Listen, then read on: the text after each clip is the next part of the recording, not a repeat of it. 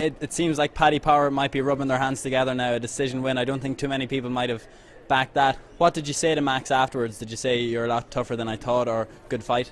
I said, good fight, thank you for the exchanges, and he came to me and says, you're a nice guy, you're a showman. So, you know, which is probably true. I'm not the worst guy in the world, even though, you know, I might be a little bit, might talk shit a little bit sometimes, you know, but... When you have a fighter like Max who wasn't disrespectful leading up to the fight, he kept quiet, did his media obligations. A lot of fighters say when they talk shit about another fighter, it lights a fire under them. Yeah, not me. It makes no difference. He could be the nicest guy in the world. He could be pure evil. You know, he could say anything. It makes no difference to me. Good, bad, ugly. There is no emotions to me in this. I approach it all the same. This is combat. This is a sport. I don't get emotional to my competitors, you know what I mean? He is a nice guy. Fuck it, we came out, we went at it. Conor, finally, it was officially announced yesterday you'd be fighting Andy Ogle in Boston. A lot of people thought you might get someone a little bit more known, no disrespect to Andy Ogle, but it seems like the UFC don't want to fast track you and build you up too quickly. How do you think the match is going to go? Yeah, it's gonna. I don't underestimate anyone. You know what I mean? Andy's a tough guy. He fights with his heart. You know what I mean? He's going to come forward. He's going to come and shoot for the legs, and I look forward to that. You know what I mean? I look forward to showing different aspects of my game. You know what I mean? So, again, nothing changes. There is no opponent. You know what it is. I don't have to say it. I don't have to say it. Repeat myself over and over, but. It's going to be a fun night. Is there anything... I hope he comes with it. I hope he comes with his heart. I know he's an emotional guy. And I don't get emotional, so we'll see how it plays out. I'm confident I'm going to put on the show. I'm going to get more checks, more bonuses, you know what I mean? So, it's going to be a good night. Johnny Durgan tonight. Oh, man, Johnny. Yeah. I mean, it's for his hand speed for a light heavyweight. He's a big guy. I mean, that's the best shape I've ever seen him. But he came in through a leg kick, then a right hand left hook, right hook, and put the guy stiff. It was nice, man, nasty. He's a powerhouse. Nick, what do you think of Conor's fighting style? And then Conor, the same question about Nick. I like it.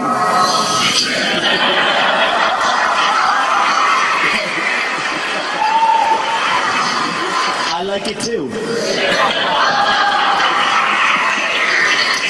All right, next. I had some clean work in there tonight. I look forward to watching it back. When he stepped in a few times, I threw some elbows as well. I tell you, one man's face was open up and he's still just coming. He's still just coming at me. You've got to respect that. You've got to respect Nate and the style of fighting that he brings. How can you not? You know, when a man's hungry, they're different. You know, we're both hungry, we're both making weight. I don't know, we were sitting backstage and he took his flag out. And I wasn't even planning on walking out with the flag for the weigh-in. I said, he's taking his flag out, someone take my flag out. But then I also took my top off. So I took my top off and my flag out, and then he just had his flag out. So I looked over and he had his top off and his flag out. So the two of us were pacing back and forth. And then when we got closer together, we were just going at it. These things happen, you know. Two men hungry, you know. He came to fight this time. You know, I've shared cards with him before, and I think he made 145 on the dot, you know, championship weight. So I respect him, you know. I respect where he came from. He won the Ultimate Fighter, but I came here to fight. You know what I mean? I wasn't. Nobody was going to take this away from me. And I was willing to fight backstage if that's what it took, you know, to let it be known that I was here to fight, you know what I mean? I wasn't going to give any advantage whatsoever, even when we came back to 14 and split, but after the Wayne thing gives us a speech and security separating us again, it's just emotions running high, you know, there's a lot on the line for us here, you know, this is the fight business, everything is on the line for us here, we put our whole lives into this game, so, you know, when you put us together, things are going to happen, it gets heated, it is what it is, it's the fight business, so ultimately, it all ends inside the octagon. It's respect, really, you know what I mean? But this is the fight business.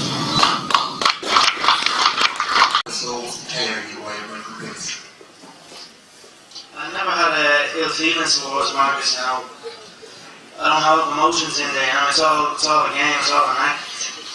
The way is on, just playing up. You know, he wore the thing he wears, the mask, and I just said, listen.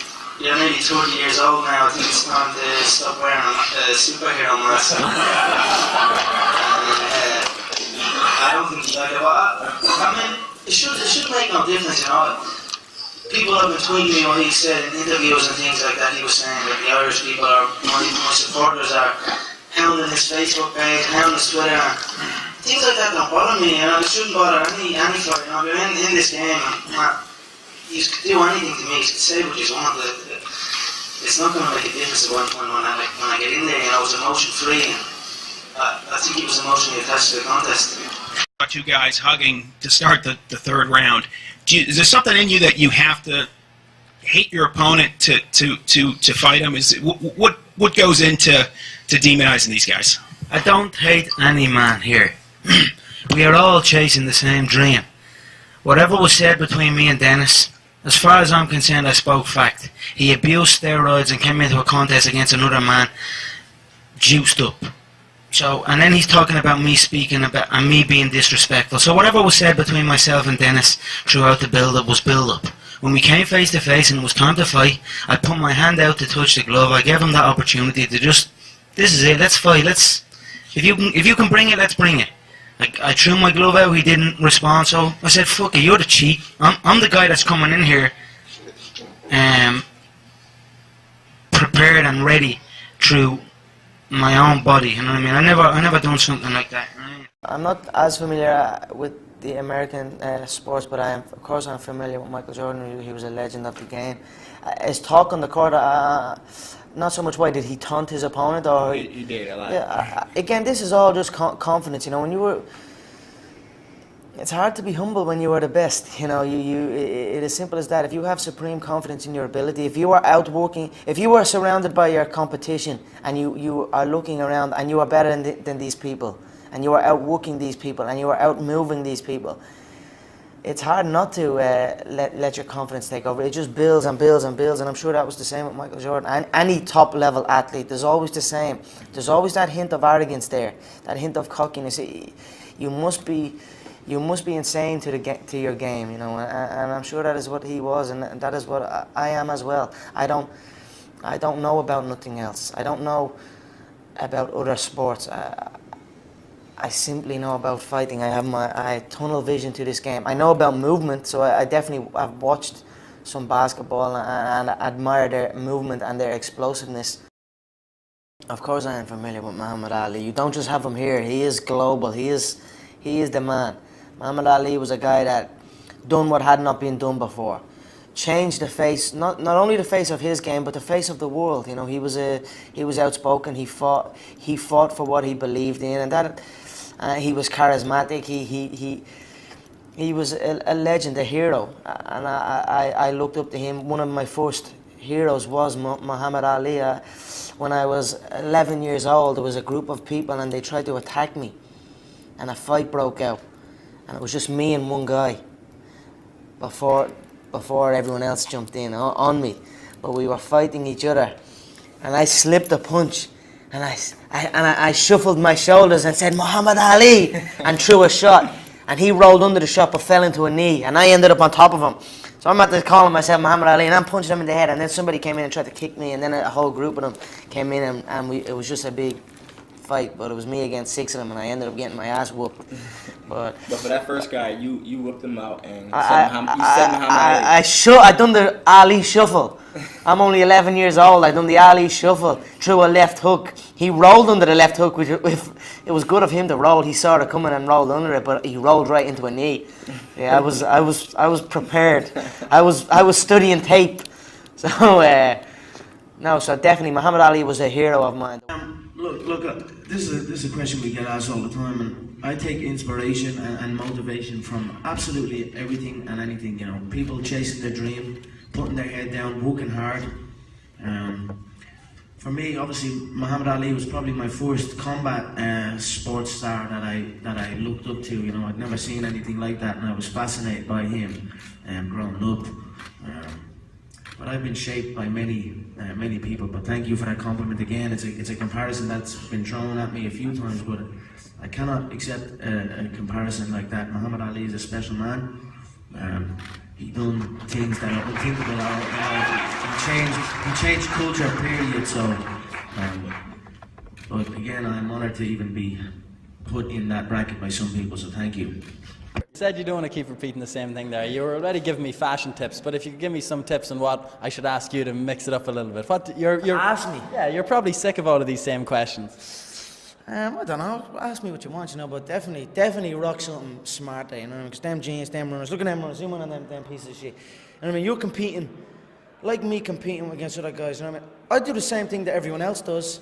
I just wore a dicky bow one time, and I just, you know what I mean, I just talked a little bit, you know what I mean, now, and that just grew so much, you know what I mean? But, so if you wanted, what's the other guy you're competing with? The other fat guy, the fat MMA, or the other MMA side? I don't think I should. Fucking name him! It's Powerhouse MMA. You're competing with Powerhouse for like the Irish MMA thing, you know what I mean? If you want to take it out from him, you know what I mean, you should rock up suit, short, tied up to the thing, proper microphone. That's a piece of shit. That's also a piece of shit. You know what I mean? Rock up like you mean it. You know what I mean? Act and you will become. Even fake it like you're the fucking. You know what I mean? Like you're because you're like the Irish Ariel Helwani. You know what I mean?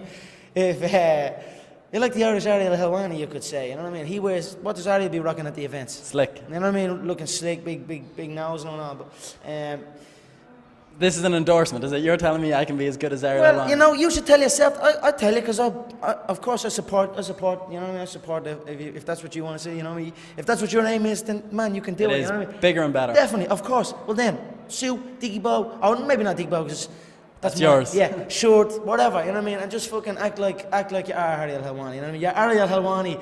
If Ariel Helwani came from Craggy Island, yeah.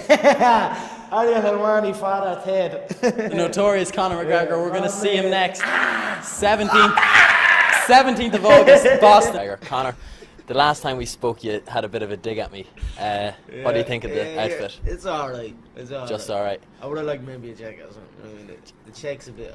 I wore a jacket at my last. Check is casual. Check shorts are casual. You know what I mean? So now here, you know, that was in backstage in an arena. You know what I mean? Now we're in a, what would you call this? Like a conference room.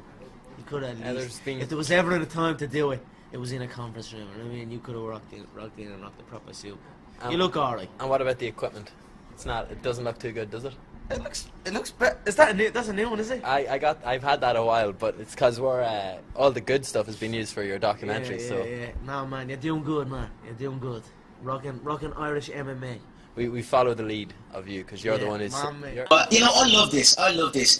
This creates drama. Drama creates emotion, and emotion, you know, it creates dollars at the end of the day. He's going to come in as hype. He said a lot. I've said a lot. Now we get to show it. You know what I mean? Now. A lot of people are going to tune in out curiosity. Who's this loudmouth Irish guy that keeps talking all this shit about everyone? And now here's the time where I'm going to prove what I've been talking. So I'm happy. What are you going to do to this guy? I believe in my preparation. I believe my movement is too dynamic. It's all horse shit, that is. I have a great relationship with Lorenzo and a great relationship with Dana. Don't get me wrong, I'm climbing that corporate ladder every damn day, and we will be neck and neck. Maybe somewhere along the line I will take that lion's share. But we will always be together. That's loyalty is what I have. They gave me this. They are helping me with this, and I am helping them. We are a team. So, much respect to Dana, much respect to Lorenzo, much respect to everyone involved in the UFC. I'm not trying to break out. I'm just trying to grow, be eye to eye, and get my share of the fucking pie, and that's it. And they know that. I say that straight out the back. But I will always be in association with Zuffi and the great team at the UFC. It's an honour to grow with this company. I don't know, we'll see what happens, you know what I mean? Just keep positive and, again, keep believing, keep training, keep trying to learn every day, trying to learn new shit every day. And that's it. If the call comes, the call comes. And just believe in yourself. Believe that you're better than everyone else, you know what I mean? I always looking at fights or looking at anything, obviously I can do this, I'm as good as that. And just believe in yourself and be cocky and be confident and be humble, train hard. That's it. Did Dustin say anything to you either in the ring or in the back? No, in the ring he was humble. You know, Dustin is a good kid. I had no ill feelings towards Dustin. It was weird to me that he was like, I've never hated a guy as much as I hate this guy in my life, or something like that. He said, me, that is weird. I cannot hate the man that has the same dreams as me. And, you know, I have no emotion to them at the end of the day. I am on my journey. He's a humble guy. He came to fight. And I have nothing but respect for these competitors. Make no mistake, I am cocky in prediction. I am confident in preparation, but I am always humble in victory or defeat.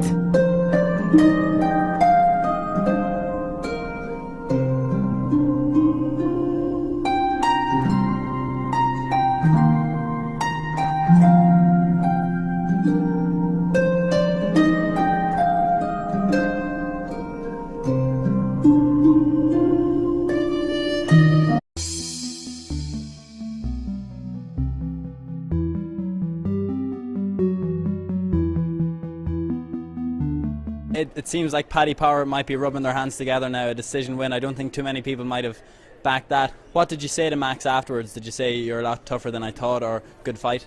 I said good. When they talk shit about another fighter, it lights a fire under them. Yeah, not me. It makes no difference. He could be the nicest guy in the world. He could be pure evil. You know, he could say anything. It makes no difference to me. Good, bad, ugly. There is no emotions to me in this. I approach it all the same. This is combat. This is a sport. I don't underestimate anyone, you know what I mean? Andy's a tough guy. He fights with his heart, you know what I mean? He's going to come forward, he's going to come and shoot for the legs. And I look forward to that. You know what I mean? I look forward to showing different aspects of my game, you know what I mean? So, again, nothing changes. There is no opponent. You know what it is. I don't have to say it. I don't have to say it. Repeat myself. If I thank you for the exchanges, and he came to me and says, "You're a nice guy. You're a showman." So, you know, which is probably true. I'm not the worst guy in the world, even though, you know, might be a little bit, might talk shit a little bit sometimes, you know. But when you have a fighter like Max who wasn't disrespectful leading up to the fight, he kept quiet, did his media obligations. A lot of fighters say I don't get emotional to my competitors. You know what I mean? He is a nice guy. Fuck it, we came out. We went at it. Conor, finally, it was officially announced yesterday you'd be fighting Andy Ogle in Boston. A lot of people thought you might get someone a little bit more known, no disrespect to Andy Ogle, but it seems like the UFC don't want to fast track you and build you up too quickly. How do you think the match is going to go? Yeah, it's going to...